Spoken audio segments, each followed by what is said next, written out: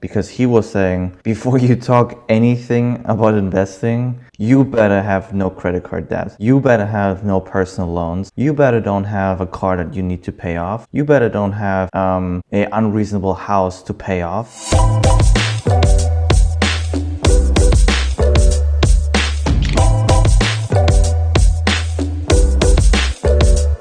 Welcome back, lads. Welcome back.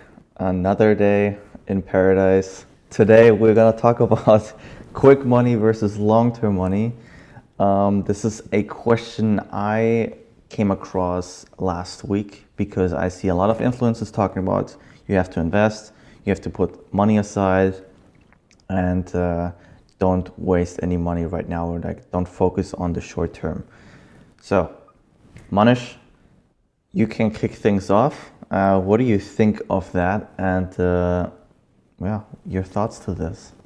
Well, I think this is an interesting topic. It's one of those topics which I think we can probably discuss this to the end of time and find all the research in the world and still not come to a proper conclusion whether you should really spend your time pursuing quick money or long-term money. I think rather it's not a one or the other. I think it's rather than that, it is more of understand what each one is and the pros and cons of each one. And then, like anything, it is a balance of those two things. So, in terms of long term money, I think that's probably what I've been focused on for the last few years at least, almost a decade now. And the long term money is going to be the big money. You will make more. I mean, I have a background in real estate, so you will make more on capital appreciation holding that asset for 10, 20, 30, 40 years than you would in that entire time in rental income. So at that point is when you can cash out in your millions, hopefully millions. But then at the same time, you still need money now to eat. So it's a balance, right? This is quite interesting because when you look at all, we bring always those hyper successful people into this thingy here, right? But it's like you said, the big money is in the long term. There's no question. And funny enough, it will happen quickly. And it sounds weird because long term is not quick. But if let's just say the appreciation of the property, you physically don't have the money. But as soon as you sell the property, you have instant, very quickly, a lot of money. Does that make sense? So you actually you don't see the money grow. As soon as you sell it though, you have all of a sudden 0 to 100. Yeah, so you have really quickly the money available to you. What I mean with quick money, but yeah, you're absolutely right. The big money is in the long term. So if you wait and just basically water the plant until it's becoming a huge as tree, that's what we want to aim for. What I mean, and maybe I should clarify this too. What does quick money mean? Those shoe flipping, couch flipping, furniture, appliances, flipping, whatever flipping it is, or those little side hustle. We are in a gig side hustle culture, and this is where I think becomes a little bit contradicting with the opportunity that people have. I am bad at quick money. I'm just straight up. I'm very bad at quick money because I always focus on long-term money. That comes at a cost. And the cost is that you cannot really enjoy life as much as you would if you have endless money available today rather than in 10 years' time. So when I met a guy last year where he started a company and he's a coder. So he's in Silicon Valley here in San Francisco, and he is making quite a decent amount of money. I mean, he makes probably between 10 to 20K a month. This is just gross revenue. This is not just profits, just to clarify here. But he could live of it already. The thing what I see now for him is this is not his passion or anything, so he just treats it as a side hustle. He has 4 other projects he works on right now. And I think this is where I want to kind of keep the focus on today to talk about this. Because if you have something working that brings in cash right now, you can build this into a long-term kind of project. Because technically you need to feed yourself every single day. That as simple as that. Either you have a job that does that or you have a side hustle that does that. It doesn't matter. You need to get your paycheck one way or another. Someone has your money and you need to trade in something you have.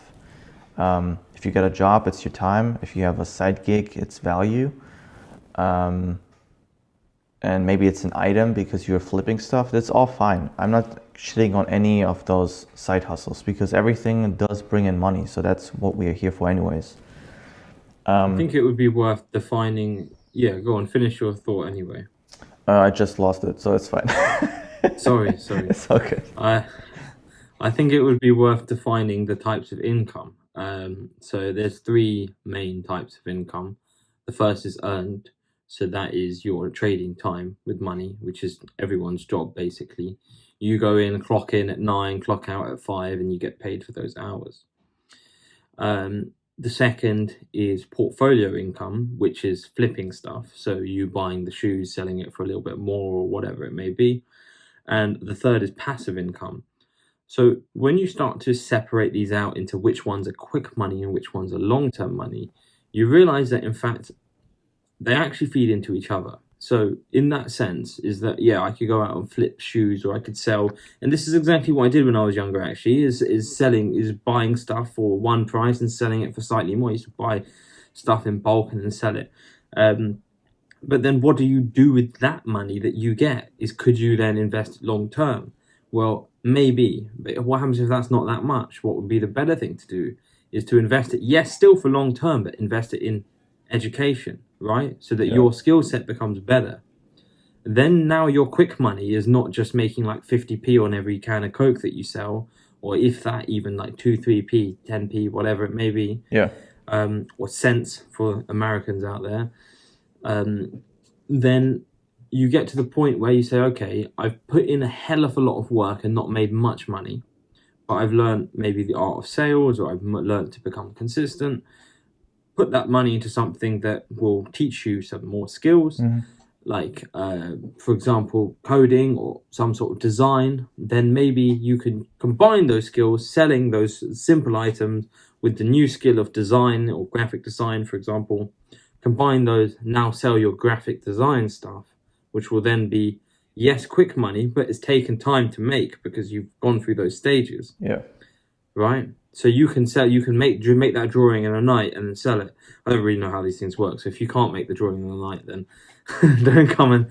But that, that's just one example, right? Yeah. So I think that it moves in stages.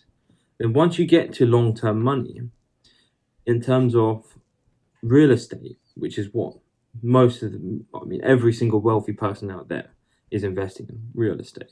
Yeah. And what you find there is that, yes, the capital appreciation of the properties on average in this country, in the UK, double every 8 to 10 years. And that is obviously compounded, right? So in year 1, it's £10,000. In year 2, it's 20,000. In year 10, it's £20,000. It's only increased 20,000. It's only increased 10. But then the second set of 10 years it's increased 20, right? And it's doubling each time. So then, yes, you can sell it or whatever. But that's not really what the rich people will do because you're taxed on that. But what you also find with those long-term investments, and especially if you're doing it like, for example, in stocks and shares, if you build up a stocks and shares portfolio, or if you build up a real estate portfolio, the income that's bringing every single month almost is like quick money. In fact, it's passive money. There's almost no time required at all to maintain that cash flow coming in. So you sort of move through them, right? So earned to portfolio to passive and you could build them all at the same time if you wish. You could take the money from quick money and put it into something else. You could refinance or sell your property or your asset and put it into something else. It's a balance, but you need money at the end of the day now, right? Yeah, that's what the whole point is. I think is because I see those influencers. I don't want to shit on anybody, so I won't mention them. But there are people that want to sell their courses. I get it. They want to make the money from the courses, so they refer to long-term investing and yada yada yada. But at the end of the day, if you don't make it back within a month or so, the investment you're putting in today, I don't say it's not worth it, but if you trying to get to a point that you can invest in big stuff, and when I talk big stuff, I say equity in businesses, real estate, like all those bring passive income where you just earn the profits and you don't have to do anything, which is essentially, I guess it's my goal. I cannot speak for you guys, but that's essentially what allows you to do things you only can dream of at the moment. And so thinking of that, keeping the long-term kind of goal of you want to do, I don't know, you want to travel to 50 different countries in 1 year. You definitely can do that, when you don't have to worry about money coming in, And even if you don't have the passive income and you have a skill that can be done from all over the world, something in e-commerce or coding, essentially, then you also need to focus too heavily on long term. Later, when you're older, just keep that in mind. Your 70-year-old or your 60-year-old self probably don't have or doesn't have the energy you have today. And just keep that in mind.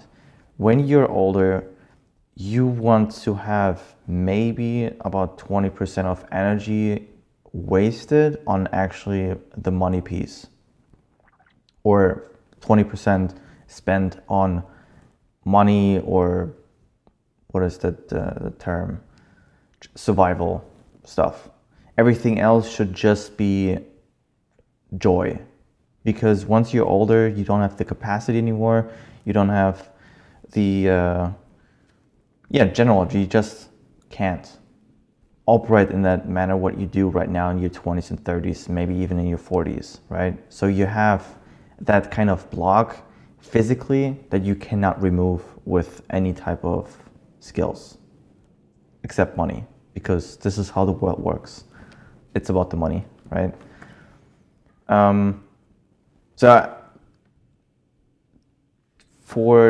I know you wrote down delayed gratification. I am a person, I can sacrifice years to get something. That's totally fine, but it can be also very dangerous, because then I just push my wants very far in the future without maybe eliminating the chance to actually enjoy it while longer. Does that make sense? So if I push it back for 10 years, then I lost 10 years of enjoying it. That kind of delayed gratification. You can still enjoy the journey, right? And it kind of, we touched on this last episode in terms of not celebrating wins and falling in love with the process. Yeah. In terms of delayed gratification. So, let me just finish my train of thoughts for this one.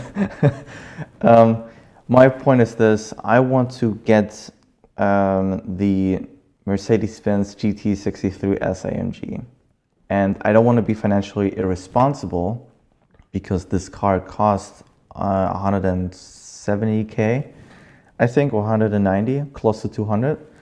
But this is the car that I really love. I drove that once, even though it was just in the parking lot, but I drove it. And it's just, I love that car. I don't know. It's just the car for me. I don't, it's not for anybody or whatever. It's just for me, pure joy, sitting in this thing and just hear the engine. You feel the vibration of the engine.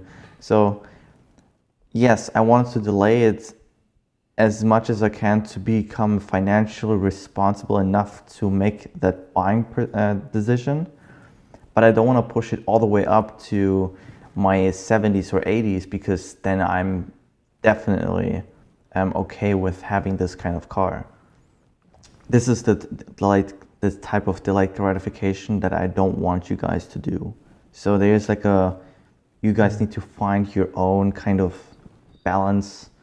How soon can you get it to be fair enough to say, okay, I have enough to put the work in to make this work. Does that make sense? I don't know. Yeah. I do have to bring up one thing that I want to disagree with you on, though. Okay, yeah. And that is the age thing, right? Age is a number, and you can still have energy at 70, and you can still have energy after that as well, before that, whatever. In fact, it's funny that you mention all of this stuff about the cars, because I know someone who is I don't know if he's a billionaire, maybe, but he's, a multimillionaire at least. He's about 70 years old, and he has all of these fast cars and stuff. He goes on track days and things like that, and then you ask him, oh, like, how many times have you crashed? And he doesn't even know this amount of times that he's crashed. And he's like talking to me about, he has like all sorts of like rare cars and stuff like that, including like a Porsche GT3, including Saab Carlson, I think, which is one of 400, and various other fast cars. But he's like, yeah, okay, he's a bit like slow walking and things like that, but I bet you he's not slow in the car. And if you're at 70 driving those types of cars, you're still having fun. Well, good on you. Yeah. But in terms of, delayed gratification, there's always the idea that the longer your time horizon, the more that you can do. I think really we've sort of gone quite far ahead in terms of both of these things, quick money and long-term money, but we haven't really understood, and I think this is for the listeners out there, is really what you need to understand is your position now and what your goals are. Because if your position right now is, I can't put food on the table, of course you're going to go for quick money. You would go for quick money until you get food on the table enough, and then you would maybe build up an emergency fund, and then you would pay off your credit card bills, so you're not paying 50% interest or more, or 30 to 70% interest, something ridiculous. And then maybe you're going to start, once all that money's paid off, then perhaps you can start putting money towards some long-term investment, some more skill, some learning. There's also the saying, obviously, the more you earn, the more you learn, the more you earn, and that you get paid for the value that you put out. If you have the skills and you provide the value, you're going to get paid more. So I encourage people to understand their own situation first, because I would hate for someone to not be able to eat, get $1, and then try and invest that in long term. Yeah. That doesn't make any sense, of course. It does make sense, and it's a great point, because this is what Warren Buffett also says, is before you think of investing, because this is how I got to the skepticism of those influencers, right? Because he was saying, before you talk anything about investing, you better have no credit card debt. You better have no personal loans. You better don't have a car that you need to pay off. You better don't have an unreasonable house to pay off. Because all those things, like you said, it really depends on where you live, because here in the US we have from 15 to all the way to 50% of interest rate, depends on what credit card you're using. So the return of investment in the S&P 500, this is in anything, you won't get it. It's about 10% what you will get back. Yeah. And if you consider inflation, then you actually, the first time ever last year, you lost the money completely. Not because the stock market crashed, but because the inflation was higher than the returns of the growth, which basically means whatever money you had the year before, you had the exact same amount of money and capacity to buy stuff, the buying power, the next year. But regardless, in the norm, you say 10%, 7 to 10% is the growth rate. So this is the interest rate you are getting from the money you have invested. And this is an important point because Warren Buffett said, before anything, have this paid off. You know, debt is not all debt, like all debt is not bad debt, but everything that's related to your personal finances, debt has always been bad. That there's no 100%. there's no thing that you should invest. It's okay that you invest in stuff. No. To learn a skill, maybe you should go to college and pay 10K. I don't know. Depends on the situation. If you need to be a lawyer or a doctor. That's a conversation for another time. Exactly. But in that term, yes, that's fine. But everything else, like you said, get this at first straight. Have a firm base that you can build up on it, and then you can focus on the long-term money. That's what I wanted to come back to. So the quick money is good to have everything leveled out, so you're at the base. And once you have your base established, then you can focus on the long money, like the long term. Yes, 100%, 100%. Yeah, I think. And the long-term money can be the big money once you get into compounding and things like that. Yeah. But, that's the thing with long-term money. The idea of long-term money, generally speaking, is to get into passive income. And that is basically, that means that you do not have to exchange time for money. The time input and the money output are not directly related.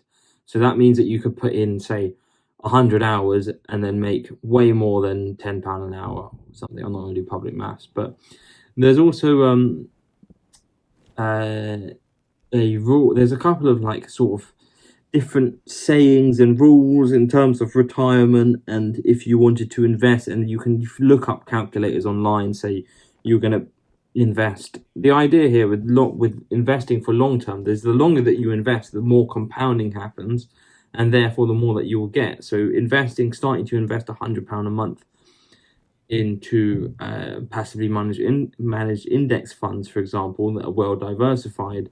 If you start at 20 compared to starting at 30, there's a massive difference. Mm-hmm. And you could invest that £100, £200, whatever it may be, every single month. The idea is that you dollar cost average. So when the market is down, you're buying. When the market is up, you're buying. Yeah. And you basically average the market, right? And history has told us over the last so many years that if you do this, on average, you will probably be able to retire without much worries. And I want to emphasize that you cannot rely on the government to help you retire. Maybe in some countries, actually, but definitely not in the USA, and definitely not in the UK. And definitely not in Germany. Maybe definitely not in Germany.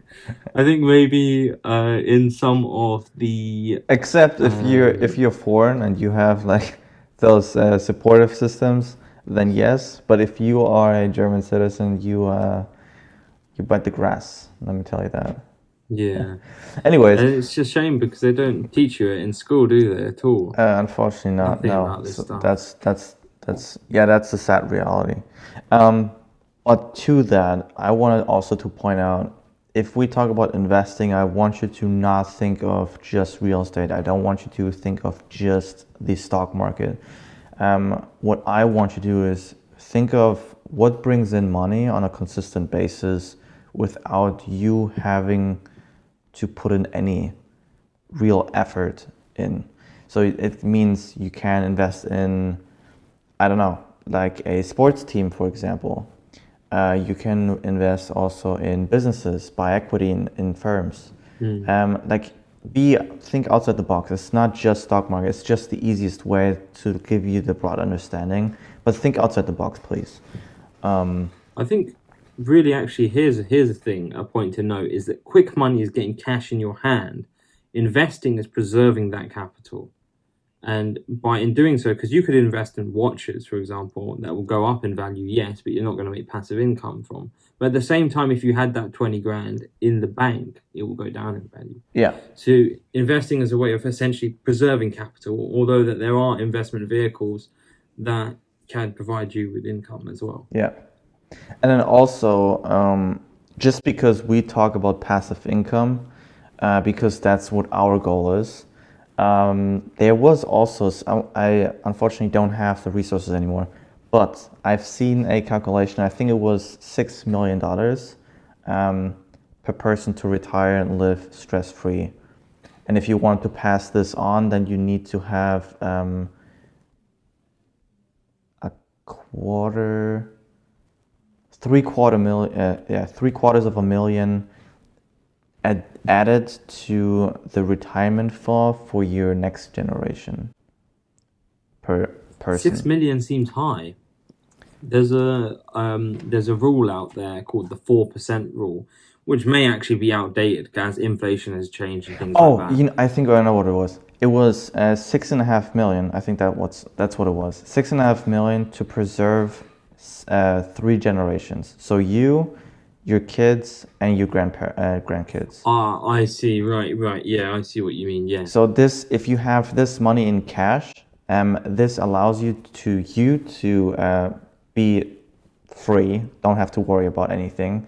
Let's just assume you have not invested anything in the stock market or anywhere else. So 6.5 million will provide enough for you to retire for the end of your life.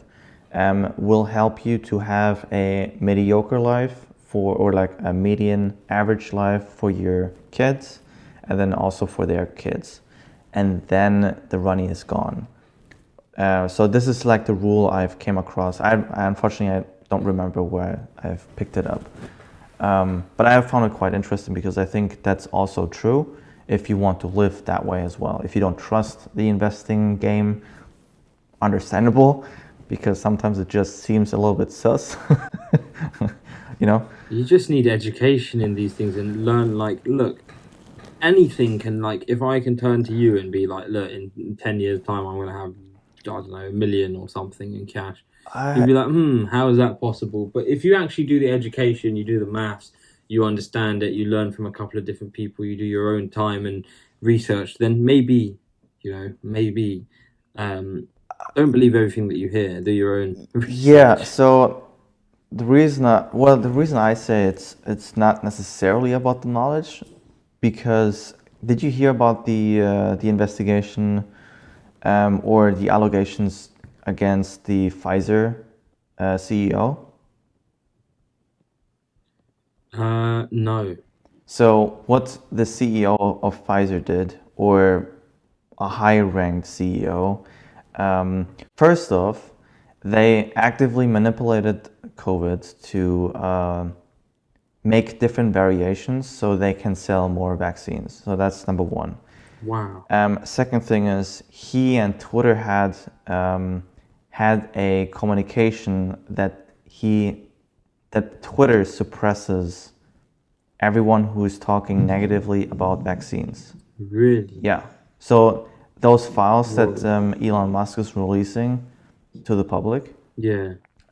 this is being released and reviewed and fact checked. So this is exactly why sometimes your connections matter way more than any of the education you have on any topic, really. But yeah, it's one of these conspiracy lizards. Everyone is a lizard, or something. All the powerful people are lizards. It's one of those conspiracy theories. But at the end of the day, look, the ordinary person listening to this, you're probably just trying to make some money. Yeah, exactly. Right, and drive to wealth. Yeah. And continuously get a better car, basically, on your way to wealth. But in terms of actual investments and things like that, like, look, there isn't really too much conspiracies, not that I've come across, against, say, investing in the stock market, if you wanted to research that. I agree. Or, say, flipping, shoes, special basketball shoes that may be rare and things like this, or vinyl records, or, fixing up phones and things like that. I'm sure research into these sorts of things and real estate is like, there may be some conspiracies at the very high level, and there may be some like pull the wool over the eyes at some level, but you can still make money on the lower levels of the game, definitely. I agree. And on that note, I think we can refer one of our previous episodes. I think it was episode 11, ways to make money with real estate and Yeah. marketing. This is a way that you can make quick money as well as long-term money.